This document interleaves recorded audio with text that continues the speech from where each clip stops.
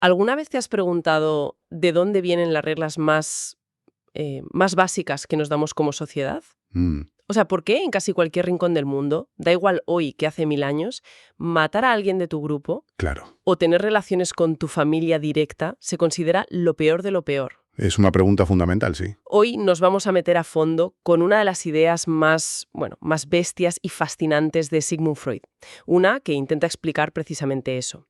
El origen de la civilización a partir de un acto de violencia. Mm. Brutal. Una idea que, hay que decirlo, es de las que te dejan pensando días.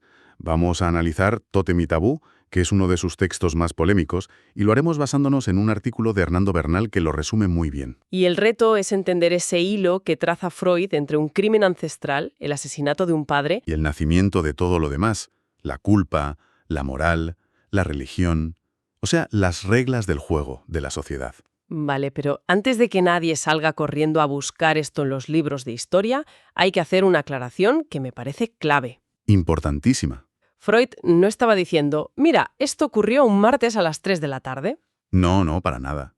Él mismo lo llama un mito científico. Es más una especie de experimento mental, ¿sabes? Una reconstrucción teórica. Exacto. Para explicar la psicología profunda que, según él, compartimos todos. Hay que entender que escribe esto en plena efervescencia de las ideas de Darwin. Así que todo tiene ese aire de lucha por la supervivencia, Ah, claro. de buscar los orígenes del ser humano en un pasado casi animal. No buscaba precisión antropológica, sino una metáfora potente sobre por qué somos como somos. Una metáfora para responder a la pregunta del millón, ¿no? ¿Por qué reprimimos nuestros instintos más salvajes para poder vivir juntos en lugar de matarnos por, no sé, por el último trozo de pizza? Y la respuesta de Freud, como decías, es bastante heavy. Venga, pues vamos a empezar por el principio de su historia. El escenario es la horda primordial. Imagínate la escena. Un grupo humano muy primitivo, casi una manada. Y al frente de esa manada, un líder. El padre. Pero no un padre cualquiera. No, Freud lo describe como violento y celoso, un déspota absoluto. O sea, no hablamos de un padre estricto que te quita la consola.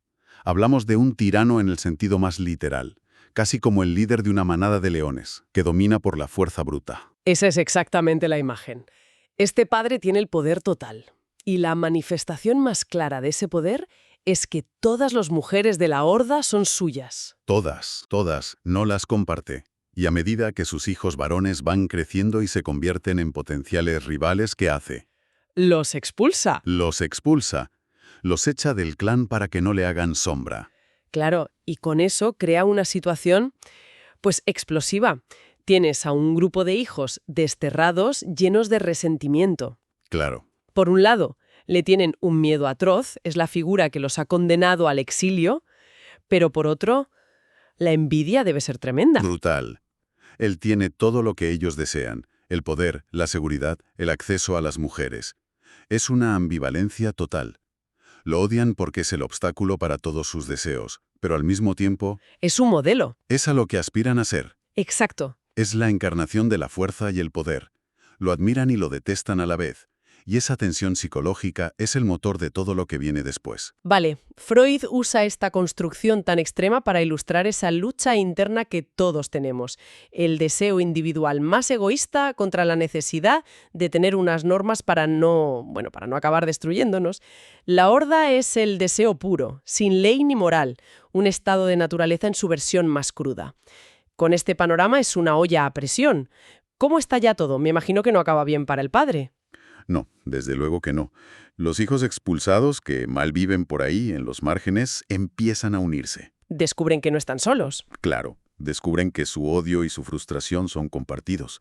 Y ese rencor hacia el padre se convierte en el pegamento que los une, como grupo, como una hermandad. Y de ese odio compartido nace un plan. La primera conspiración de la historia. Podría decirse, sí. Se dan cuenta de que uno a uno no son rivales para el padre, pero juntos. Juntos la historia cambia. Juntos la historia cambia. Y el plan es simple y directo. Van a volver, se van a enfrentar a él y lo van a matar. Hasta ahí, una lucha por el poder más o menos clásica. Pero Freud añade aquí un detalle que es absolutamente clave. Un detalle visceral que lo cambia todo. A ver. No solo planean matarlo, planean devorarlo. Un momento, devorarlo. Matarlo lo entiendo, es lógico en esa situación.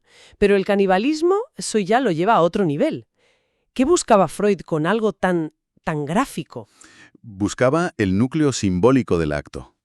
Para Freud, el canibalismo aquí no es solo por hambre, ¿sabes? No, Es el acto definitivo de identificación, de posesión. Al comerse al padre, no solo lo eliminan físicamente, sino que creen que están incorporando su esencia, su fuerza, su poder. es la fantasía de convertirse en él. Exactamente. Convertirse en el padre al que odiaban y a la vez admiraban. Y lo hacen. Vuelven, atacan en grupo, matan al tirano y celebran un banquete caníbal con su cuerpo. Y en ese momento, para ellos, es la victoria total. Se acabó el déspota. El camino está libre. Sí, Pueden volver al clan, repartirse el poder y por fin acceder a las mujeres. La libertad absoluta, ¿no? aparentemente sí. Es un momento de euforia, de liberación, pero esa euforia dura muy poco. Y aquí es donde Freud da el giro psicológico maestro de toda la teoría. ¿Qué pasa? No era tan fácil como matar al jefe y quedarse con todo. No, porque habían subestimado un sentimiento que estaba enterrado bajo capas y capas de odio. ¿El qué? El amor y la admiración que también sentían por él. Es que el odio puro es agotador. Una vez que la adrenalina del crimen desaparece, una vez que la sed de venganza se ha saciado, queda un vacío, y en ese vacío aflora lo demás. Afloran todos los sentimientos que el odio mantenía a raya. El respeto que le tenían, la admiración por su fuerza, incluso un retorcido tipo de amor filial. Claro, se dan cuenta de que no solo han matado a un tirano, han matado a su modelo. Han matado a su padre. Exacto. Y ese amor reprimido, al no tener ya un objeto vivo al que dirigirse, se transforma.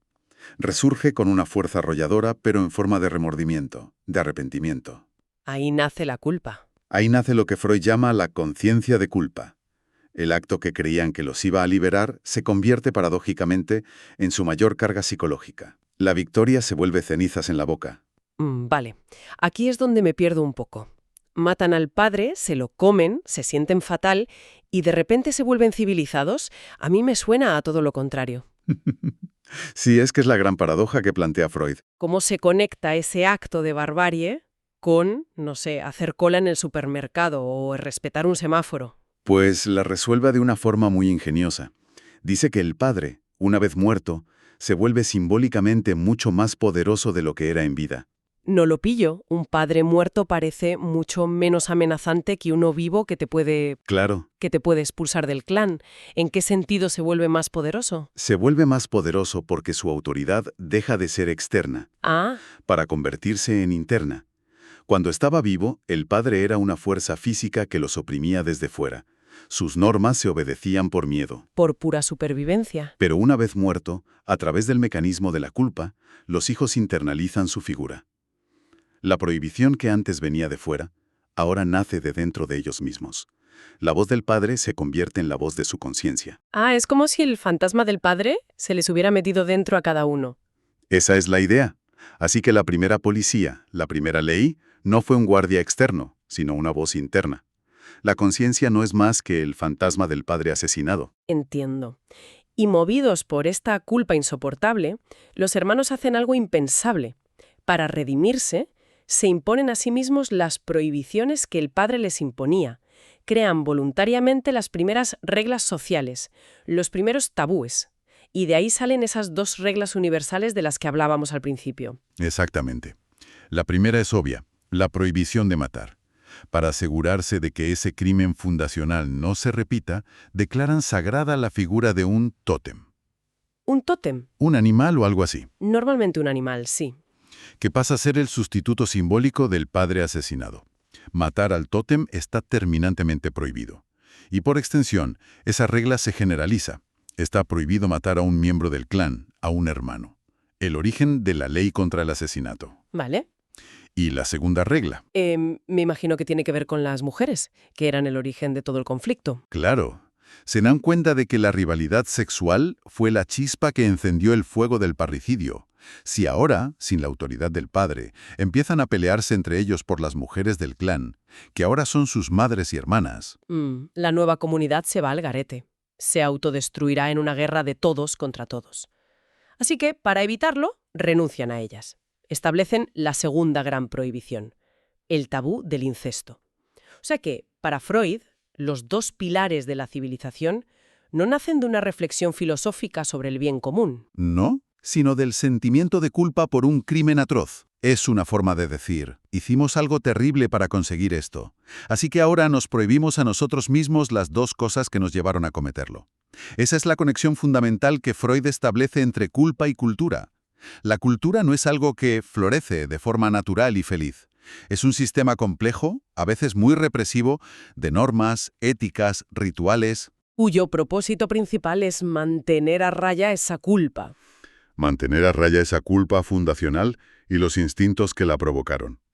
La civilización es el sofisticado mecanismo de defensa que construimos contra nosotros mismos. Has mencionado los rituales. ¿Qué pasa con el banquete caníbal? ¿Eso simplemente se olvida? Si se sienten tan culpables, lo lógico sería querer borrarlo de la historia. Pues al contrario, Freud dice que esa comida se convierte en la primera fiesta de la humanidad. ¿Una fiesta? Sí, se transforma en un ritual que se repite periódicamente. El banquete totémico.